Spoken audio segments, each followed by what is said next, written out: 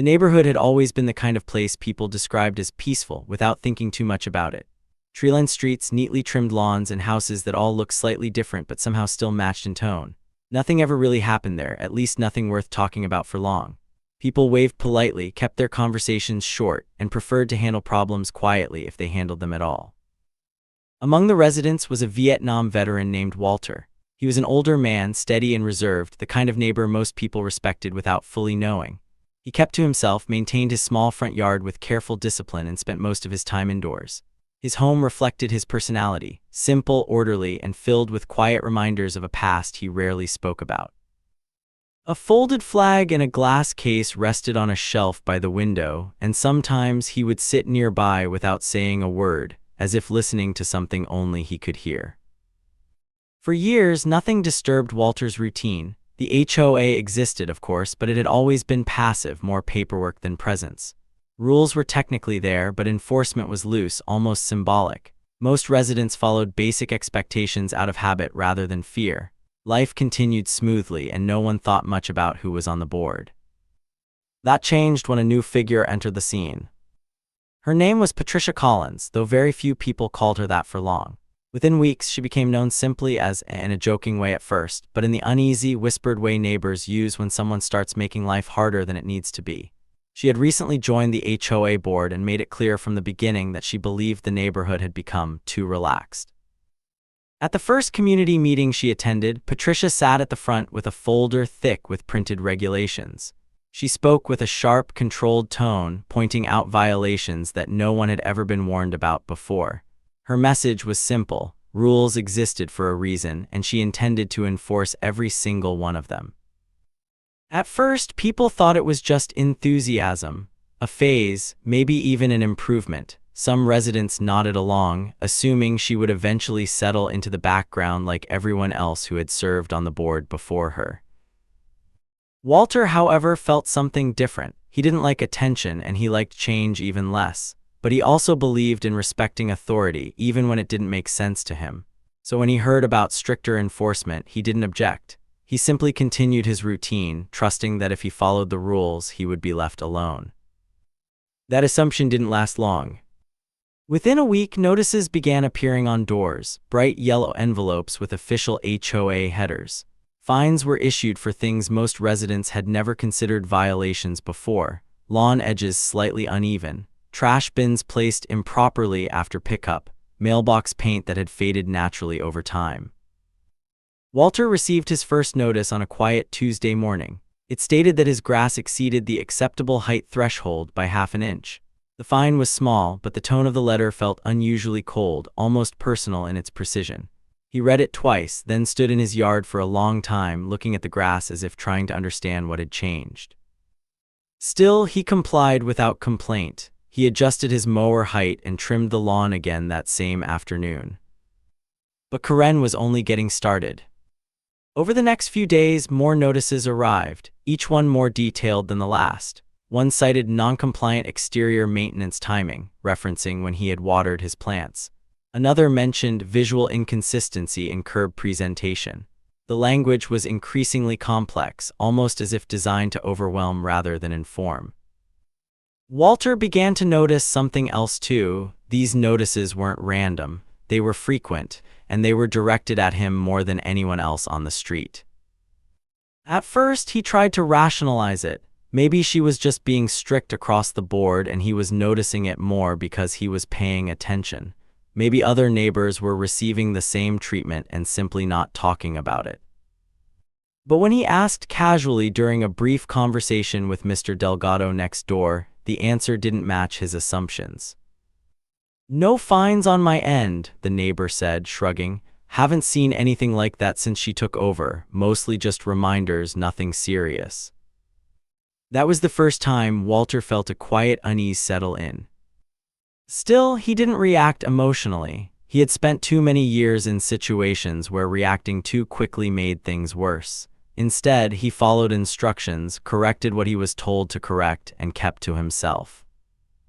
But Patricia Collins, Karen, was not done observing, and in her mind, Walter's quiet compliance wasn't enough. If anything, it seemed to invite more scrutiny. And soon, the notices would stop looking like corrections and start looking like something else entirely. By the second week, the neighborhood had already started to feel different. It wasn't loud or obvious at first. There were no dramatic arguments in the streets, no shouting matches at doorsteps. Instead, it was something quieter, more psychological. People began checking their mailboxes with hesitation. Conversations between neighbors shortened. Even the usual morning greetings carried a slight tension, as if everyone was waiting for the next notice to arrive. Patricia Collins, now firmly nicknamed Karen behind closed doors, had begun operating with a level of precision that caught everyone off guard. She wasn't just enforcing rules anymore. She was documenting, tracking, and escalating every minor detail she could find. Walter received his second wave of fines on a Friday morning. The envelope looked identical to the previous one, official HOA letterhead, neatly printed, sealed with bureaucratic confidence. But inside, the tone had shifted. It was no longer just about grass height or mailbox paint. Now it was about property presentation inconsistency and non-aligned exterior uniformity standards. Walter sat at his kitchen table reading it slowly, his fingers resting on the edge of the paper. He didn't speak. He didn't react loudly. He simply read as if trying to find logic buried somewhere in the wording. There wasn't any. One fine cited his trash bins being returned to the driveway 3 hours later than HOA expectation guidelines. Another referenced his front porch light being too dim relative to neighborhood visibility standards. Each violation carried a small fee, but together they started forming something heavier, a pattern. He stood up and walked outside. The morning air was calm. His lawn was freshly cut. The bins were exactly where they were supposed to be. Everything looked normal. But normal no longer mattered. What mattered now was interpretation. Across the street, Mrs. Harlow watched from behind her curtains. She had lived in the neighborhood for over a decade, long enough to remember when disagreements were solved with conversations instead of citations. She whispered to her husband that things were getting strange, but he told her not to get involved. HOA business, he muttered, as if that explained everything. It didn't. By the end of the weekend, Walter received another notice. This one referenced his mailbox again, but not for paint or condition. This time, it was about its positioning angle. According to the HOA report, the mailbox was not aligned with optimal street symmetry standards. The fine was higher. Walter read that line twice, then a third time. He looked down the street. Every mailbox looked identical to him. Straight posts, same height, same alignment, nothing stood out.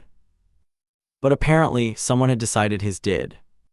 For the first time, he considered calling the HOA office. Not to argue, he wasn't the arguing type, but to ask for clarification. A simple explanation. A line of reasoning that might make sense of what he was reading. He dialed the number listed on the notice. The phone rang 3 times before a voice answered. HOA Administrative Office, Patricia Collins said, her tone sharp and controlled. Walter paused for a moment before speaking. I received another notice, he said calmly. I'm trying to understand the issue with my mailbox. There was a brief silence on the line, not confusion, more like calculation.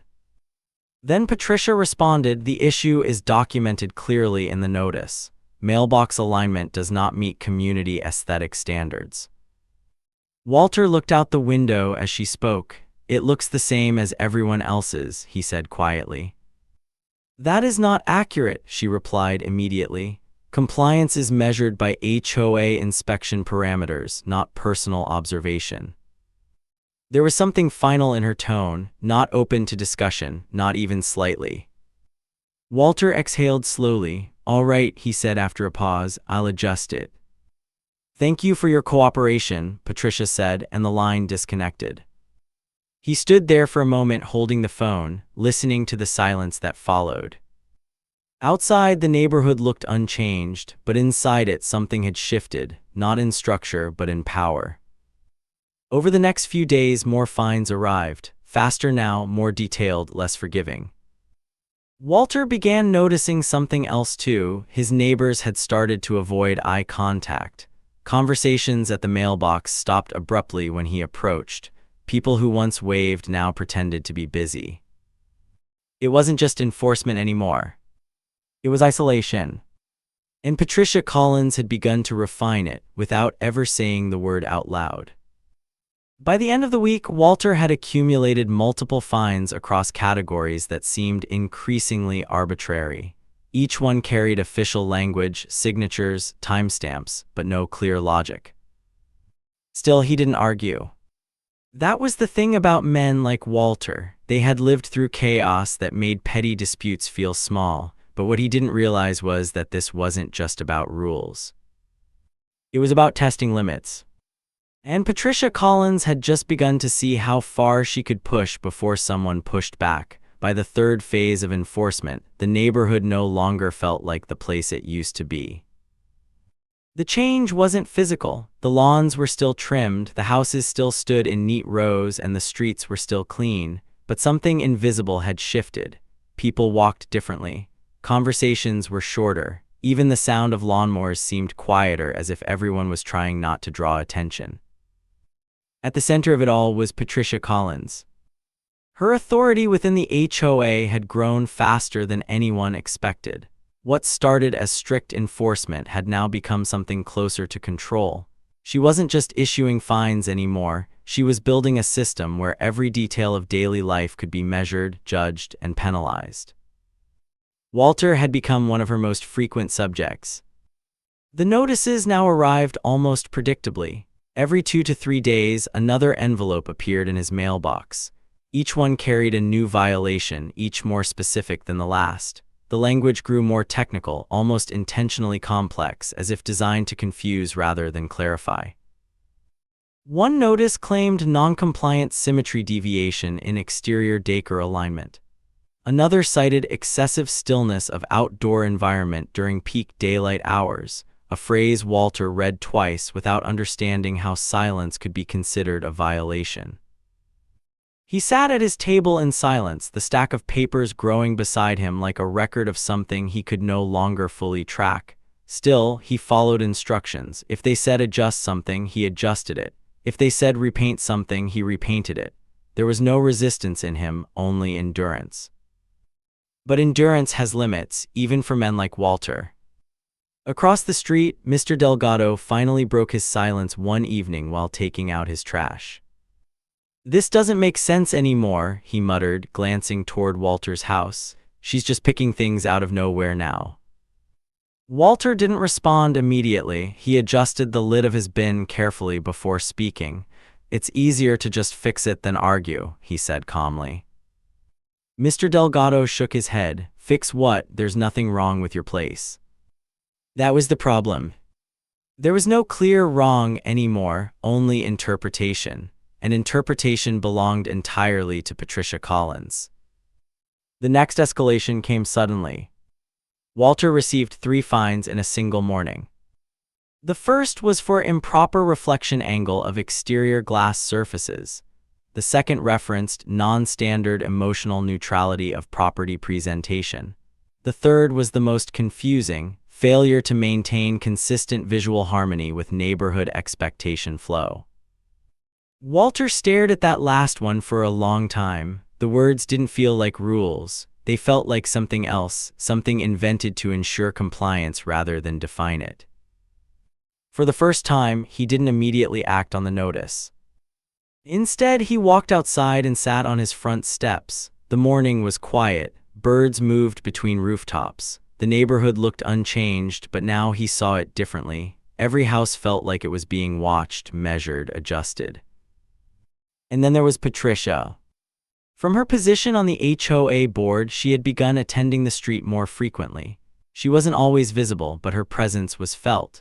Residents would see her car parked slowly at corners, or notice her walking the sidewalks with a clipboard, eyes scanning everything like a system waiting to find errors. She stopped near Walter's property that afternoon. He noticed her immediately. She didn't wave, she didn't smile. She simply observed his house for a long moment before writing something down. Walter stood up slowly. "Is there a problem?" he asked politely. Patricia didn't look up immediately. "Routine inspection," she said flatly. It seems like there are a lot of those lately, Walter replied. That was the first time she looked directly at him. Her expression didn't change, but something in her focus sharpened. Compliance levels require consistent monitoring, she said. Your property has shown repeated irregularities.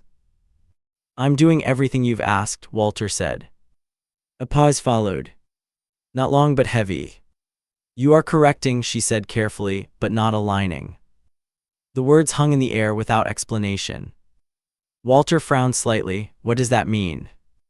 Patricia closed her clipboard. It means the pattern remains non-compliant. And then she walked away. No further clarification, no discussion. Just distance. That night, Walter sat alone longer than usual. The stack of fines on his table had grown thick enough to feel like something physical, something pressing. He didn't feel anger. That wasn't his way. What he felt instead was something quieter. Confusion turning into recognition. This was no longer about violations. It was about persistence. About pressure applied repeatedly in small doses until resistance collapsed on its own. And whether Patricia knew it or not, she was testing something far more dangerous than lawn maintenance or mailbox alignment. She was testing how long a man could remain silent before silence stopped working. And Walter, steady, disciplined Walter, was approaching a point where even silence might not be enough anymore. By the time the number reached 47, it stopped feeling like enforcement and started feeling like something else entirely. A system, a pattern, a deliberate buildup. Walter kept every notice in a single folder on his kitchen table now, not out of confusion anymore, but out of necessity. The stack had grown thick, edges worn from being handled too often. Each sheet carried the same formal tone, the same structured language, and the same lack of clarity that had become increasingly familiar. 47 fines. Each one officially recorded, each one signed under HOA authority, each one tied to something that on its own seemed minor or sometimes not even tangible. And yet together they formed something undeniable. Pressure. Walter didn't raise his voice, he didn't call meetings, he didn't confront neighbors in frustration. That wasn't who he was, but something inside him had started to shift, not dramatically, not emotionally, but structurally, like a weight slowly redistributing itself over time. He sat at his table one morning, staring at the stack again. The top page was fresh. Non-compliant visual symmetry deviation, level 3 classification. The description meant nothing to him anymore. It had stopped being language and started being procedure.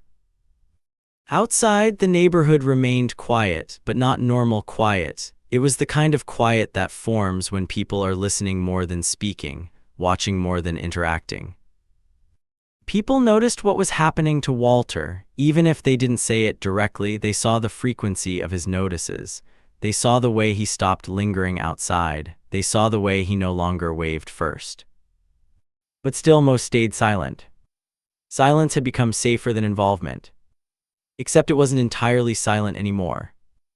A small group of neighbors had begun talking behind closed doors. Mr. Delgado was one of them, Mrs. Harlow another. Even a few younger residents who had previously ignored HOA matters started comparing notices quietly, realizing something didn't add up. No one else is getting this many fines, Delgado said one evening, standing near the curb with two other neighbors. That's not normal enforcement, Mrs. Harlow replied. That's targeting. But even as they spoke, none of them acted. Not yet. Fear didn't always look like fear. It often looked like hesitation dressed as logic. Walter, however, had reached a different stage. He began documenting everything. Not emotionally, not dramatically, but precisely. Dates, times, wording, patterns in phrasing. He noticed repetition in structure even if the violations changed. He started seeing the same phrases recycled in slightly different forms, as if the system itself was generating escalation without new justification. And then came the 47th fine. It arrived on a Wednesday morning. Walter opened it without urgency. By now, urgency had stopped being part of the process. He read it slowly, his expression unchanged. The violation referenced cumulative noncompliance saturation threshold breach, followed by an additional penalty escalation clause. There was no new behavior listed, no specific action, just accumulation. He placed the paper on the table and sat back in his chair. For a long time he didn't move. Not because he was unsure, but because he was measuring something internally that no longer matched the external system being imposed on him. 47 fines. He repeated the number silently. Not out loud, just in thought. 47 instances where someone had decided his compliance was not enough. Outside, a car passed slowly down the street. It was Patricia Collins. She didn't stop this time, she didn't even look directly at his house, but Walter saw her, he always saw her now. And something about the way she moved past, without pause, without acknowledgement, felt more final than any written notice. That afternoon, Walter finally did something he had avoided doing for weeks. He walked to Mr. Delgado's house. It wasn't dramatic, no knocking with urgency, no raised voice, just a steady presence at the door. Delgado opened it, surprised. "You're getting this too, right?" Walter asked simply. Delgado hesitated, then nodded. "Not like you," he admitted, "but yeah, it's gotten worse since she started focusing on you." That was the moment it became clearer, not just for Walter, but for everyone slowly beginning to connect the pattern. This wasn't random enforcement. It was concentrated pressure. A focal point had been chosen, and everything else in the neighborhood was adjusting around it. Mrs. Harlow joined them at the door a few minutes later, then another neighbor. The conversation grew slowly, cautiously, like something fragile being tested for stability. "We need to report this," someone finally said. But even as the words were spoken, uncertainty remained. Report it to who? The HOA controlled itself. The board answered to itself. And Patricia Collins had positioned herself at the center of that structure with enough authority that questioning her felt like stepping outside accepted boundaries. Still, something had changed. The fear wasn't gone, but it was no longer absolute. Back at his home, Walter placed the 47th notice into the folder and closed it for the first time without reopening it. He looked around his house, quiet, ordered, unchanged. But now he understood something that had taken weeks to reveal itself. This was no longer about property violations. It was about endurance. And whoever was behind it, Patricia Collins, the HOA system, or something in between, was about to find out that endurance didn't only apply to compliance. It also applied to resistance. The first real shift didn't come from a confrontation. It came from paperwork. A formal complaint had been submitted to a county-level housing oversight office, quietly at first, without ceremony, almost anonymously. It wasn't dramatic, it wasn't loud, but it was enough to trigger something the HOA had not expected: external attention. For the first time since Patricia Collins had taken control of enforcement, someone outside the neighborhood was looking in. Walter didn't know who filed it, neither did most of the neighbors, but they all felt the effect immediately. The tone of the HOA changed overnight. Notices were still sent, but the language became slightly more careful. Meetings were suddenly scheduled for review. Some fines were marked under internal audit. Patricia, however, did not slow down. If anything, she became more precise. Walter received fewer notices in the first few days of the investigation, but each one carried more weight. They were no longer scattered or emotional. They were structured, clinical, almost defensive in tone, as if anticipating scrutiny. One notice referenced legacy compliance enforcement consistency validation. Another stated that previous fines were aligned with standard HOA authority parameters pending external review confirmation. It was no longer just enforcement. It was justification. Walter sat at his table reading them, noticing the change immediately. The system was no longer only acting, it was explaining itself. That alone told him something important. Pressure had reached a level where it now had to defend its existence. Across the neighborhood, conversations grew more open. Mr. Delgado gathered a small group again that evening. This time, more people showed up, not because they were brave, but because uncertainty had finally outweighed fear. "They're reviewing the HOA records," Delgado said quietly. "Someone actually filed a formal audit request." "That means they'll see everything," Mrs. Harlow replied. "Only if everything is recorded properly," someone else added. That sentence hung in the air longer than the others. Because that was the question no one had answered yet. Was everything actually being recorded properly? Walter remained mostly silent during the discussion, but he listened carefully. He had begun to notice something over the past few weeks that others were only now starting to suspect. Inconsistencies. Fines that referenced rules no one could find in official documents. Violations that appeared without supporting clauses. Repeated phrases that seemed copied and slightly modified, as if generated from templates rather than actual inspections.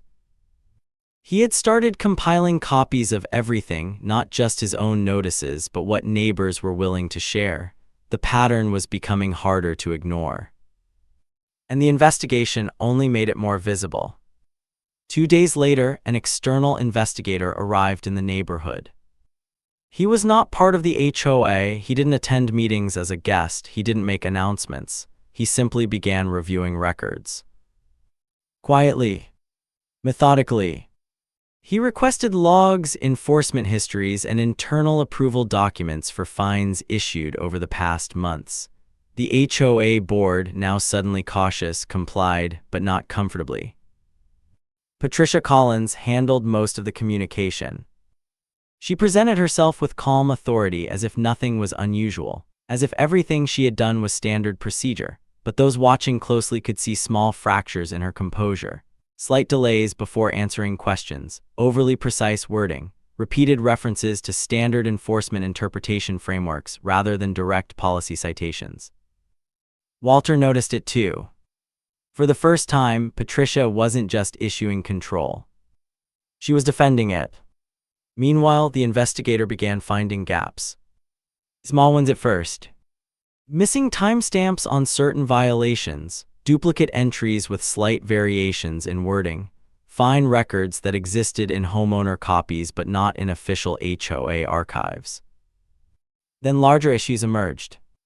Entire categories of fines issued without corresponding rule references in the governing HOA charter.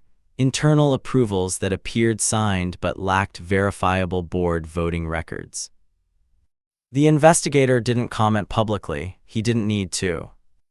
The silence around his work said enough.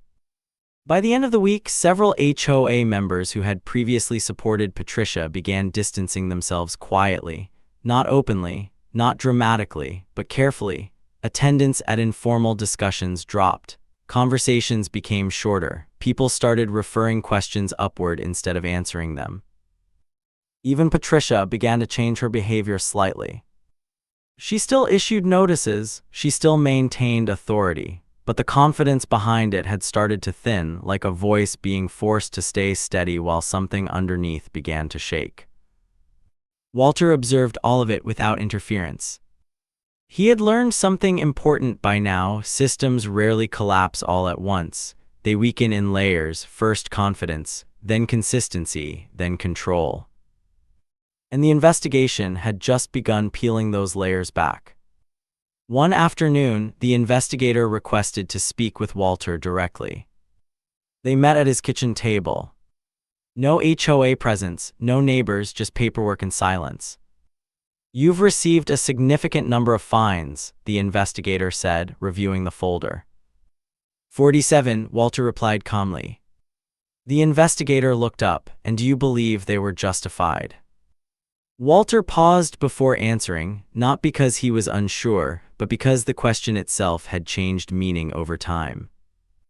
"I believe," he said slowly, "they were consistent, just not with anything I was ever given to understand." That answer seemed to stay with the investigator longer than expected. As he left, he made a final note in his file. Walter didn't see it, but he could sense the shift in tone. The system was no longer just being questioned. It was being examined for intent. And somewhere within that examination, Patricia Collins' control over the narrative was starting to slip, not loudly, not suddenly, but steadily. Like pressure finding cracks it had been building for too long to contain. The morning the agents arrived, the neighborhood felt different before anyone even saw them. There was no announcement, no warning sirens, no official HOA message, just a quiet tension that settled over the street like heavy air before a storm. Cars moved a little slower. Curtains shifted slightly more often. Even the usual sounds of suburban routine seemed muted, as if the entire neighborhood was waiting for something it couldn't yet name. Then the vehicles appeared. Unmarked at first glance, but unmistakable in purpose. 2 SUVs rolled in slowly and stopped near the center of the street. A third followed shortly after. People began stepping outside, confused, watching from porches and driveways. Conversations stopped mid-sentence. And Patricia Collins saw them too. For the first time, she didn't immediately react. She stood near the HOA office entrance, clipboard in hand, posture still controlled, but something in her expression had changed. Not panic, not yet, more like recalculation. A mind trying to adjust to a situation that no longer followed expected rules. Walter watched from his front steps. He didn't move quickly, he didn't rush outside. He simply observed, as he had learned to do through everything that had led to this moment. The first agent stepped out of the vehicle and spoke briefly with the investigator who had been reviewing the HOA records. A folder was exchanged, then another. The process was quiet, procedural, but absolute. Within minutes, Patricia was called forward. She walked slowly, still holding onto the idea of control, even as the environment around her no longer responded to it. Several HOA board members followed at a distance, unsure whether they were participants or witnesses. The investigator spoke first. "There are significant discrepancies in HOA enforcement records," he said calmly. "We need clarification on authority, approval, and issuance of fines in multiple cases." Patricia responded immediately. All actions were within HOA guidelines. Her voice was steady, but the phrasing had become defensive rather than authoritative. The investigator opened a file. "These guidelines," he said, "do not appear in the official charter." A silence followed. Not dramatic, not theatrical. Just final. Behind them, neighbors gathered quietly. Mr. Delgado stood near Mrs. Harlow. Others lined the sidewalk in small groups, watching without interfering. No one was cheering. No one was speaking loudly. But for the first time in weeks, no one looked afraid to be seen. Walter remained at the edge of his property. He didn't approach, he didn't need to. Everything he had experienced, the fines, the confusion, the isolation, was now being translated into something external, something structured, something that no longer depended on interpretation. Patricia tried again. "The board approved enforcement discretion," she said. "We acted to maintain neighborhood standards." The investigator flipped another page. "There are no recorded votes supporting expanded discretionary enforcement authority." That was the moment something shifted. Not loudly, not visibly at first, but internally, like a structure losing one final supporting point. One of the HOA members stepped back slightly, then another. The alignment that had once protected Patricia's authority began to break, not through confrontation, but through documentation.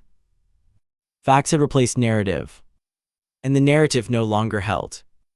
Within the hour, Patricia was formally asked to step aside pending full review. Her access to HOA systems was suspended. The office was sealed for audit. Records were secured. She didn't resist physically, but she didn't accept it either. As she was escorted away for questioning, she passed Walter's house. For a brief moment, their eyes met. There was no apology in her expression, no acknowledgement of wrongdoing. Only something quieter, confusion mixed with disbelief, as if she still couldn't understand how something she controlled so completely had stopped responding to her. Walter did not react. He simply watched. Not with satisfaction, not with anger. Just understanding. The system had not been broken suddenly, it had been exposed gradually, layer by layer through documentation, persistence, and quiet refusal to accept contradiction as normal. By evening, the neighborhood was no longer under HOA enforcement in the same way. Temporary oversight replaced board authority. Notices were paused pending review. Fines were frozen. The silence that followed was different from before. This time it wasn't fear.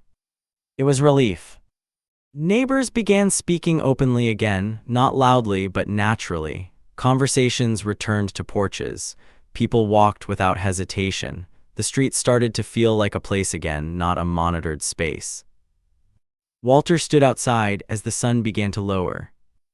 Mr. Delgado approached him quietly. "You think it's really over?" he asked. Walter looked down the street. "I think," he said slowly, "it was never about the neighborhood." Delgado frowned slightly. "Then what was it about?" Walter paused. "Control," he said simply, "and what happens when no one questions it early enough." There was no dramatic ending, no celebration, no final confrontation. Just a system that had expanded too far into interpretation, finally being pulled back into accountability. And a man who had endured 47 attempts to define him through rules that never made sense, standing in the quiet after it all, still, steady, unchanged. But the neighborhood was not the same. It had seen what unchecked authority could become. And it would not forget it again.